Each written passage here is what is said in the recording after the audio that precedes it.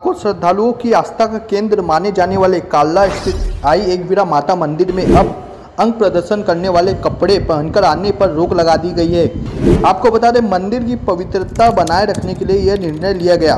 7 जुलाई से इस नए dress code की सख्ती से अमल में लाया जाएगा। आपको बता दें, इसकी जानकारी आई एकवीरा देवी ट्रस्ट के प्रमुख विश्वत और सांसद सुरेश मात्रे उर्फ बाल्या मामा ने दी।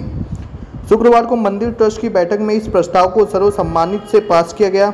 ट्रस्ट के अनुसार कई श्रद्धालु ऐसे कपड़े पहनकर दर्शन करने आते हैं जो अशोभनीय होते हैं और मंदिर की गरिमा को ठेस पहुंचाते हैं। सोशल मीडिया और प्रत्यक्ष रूप से भक्तों द्वारा ड्रेस कोड को लागू करने की मांग की गई थी। आपको बता दें, इसी दौरान जो कपड़ों पर पाबंदी लगाई है, शॉर्ट्स, मिनी स्कर्ट्स, फटी हुई जीन्स, वेस्टर्न कपड़े, हाफ पैंट, अंग प्रदर्शन करने वाले अन्य परिधान जैसे कपड़ों पर इधर मंदिर द्वारा पाबंदी लगाई गई है, जिसमें श्रद्धालुओं को जिन कपड़ों की यहाँ पे मान्यता दी गई है, खासकर महिलाएं व लड़कियों को साड़ी, सलवार कुर्ता, अन्य पारंपरिक भारतीय परिधान जो पूरा शरीर ढके। इसी दौरान पुरुषों को dhoti kurta, pyjama kurta, pant shirt, T shirt, पूरे शरीर को ढकने वाले कपड़े यहाँ पे अनिवार्य किए गए हैं। सांसद बाल्या मामा ने बताया कि कुछ कर्मचारियों द्वारा श्रद्धालुओं से बहस करने वाले और जोर जबरदस्ती करने की शिकायतों भी सामने आ रही है। ऐसे कर्मचारियों को भक्तों से विनम्रता से पेश आने और विवाद न करने की सख्त हिदायत दी गई है। आपको बता दें, ट्रस्ट की ओर से सभी श्रद्धालुओं से अपील की गई है कि वे मंदिर के नियमों का पालन करें और एकवीरा माता के दर्शन पूरी श्रद्धा और गरिमा के साथ करें। इसी दौरान सांसद सुरेश मात्रे उर्फ बाल्या मामा ने क्या कुछ कहा, देखिए विशेष खबर में। जी, एकवीरा ट्रस्टची आमची बैठक झाली। अध्यक्ष महोदय होते, उपाध्यक्ष, सचिव सगळे होते आणि या बैठकीत आम्ही 2 निर्णय घेतले।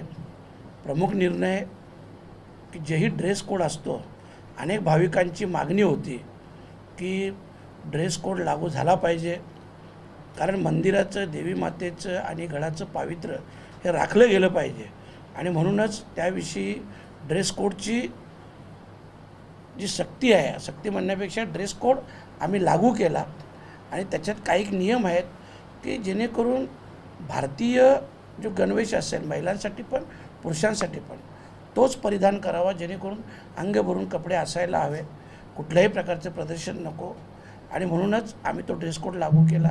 आणि दुसरं, जेही आमचे तिथले कर्मचारी आहेत, कर्मचाऱ्यांविषयी काही तक्रारी आल्या होत्या, तर त्याही तक्रारींचं निवारण करण्यासाठी आणि काही नियम त्यांना देखील लावून दिलेले आहेत। अशा प्रकारचे 2 निर्णय आमच्या ट्रस्टच्या वतीनं शुक्रवारी झालेले आहेत। 7 जुलैपासून म्हणजे एक भाविक भक्तांपर्यंत तो मेसेज जावा, त्याच्यासाठी आम्ही 10 दिवसाचा अवधी ठेवलेला आहे आणि मग 10 दिवसानंतर तो म्हणजे 7 जुलैपासून तो ड्रेस कोड लागू होईल। नाही, जे आपण आखूड वगैरे आपण ज्याला म्हणतो, अशा प्रकारचे आखूड ड्रेस कोड म्हणजे आखूड ड्रेस, मग ती आपली बरमुडा जरी असेल, ती देखील भाविकांनी कृपया घालू नये, अशाच त्याच्यावर बंदी आहे, जेणेकरून अंग प्रदर्शन होणार नाही।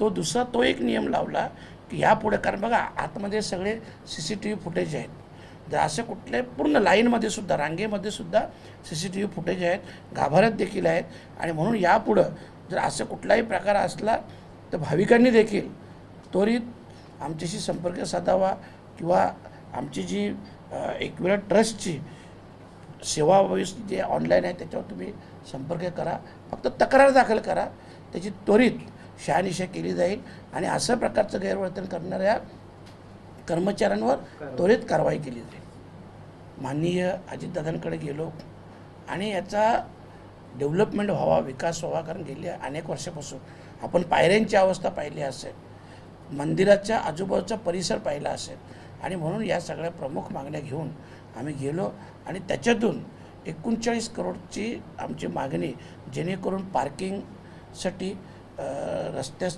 पायऱ्यांसाठी आणि मंदिराचं सुशोभीकरण या सगळ्या कामांसाठी 39 करोड रुपये मंजूर झालेले आहेत आणि ते कामही चालू झालेलं आहे आणि ते काम झाल्यानंतर मग आम्ही लिफ्टविषयी चर्चा करणार।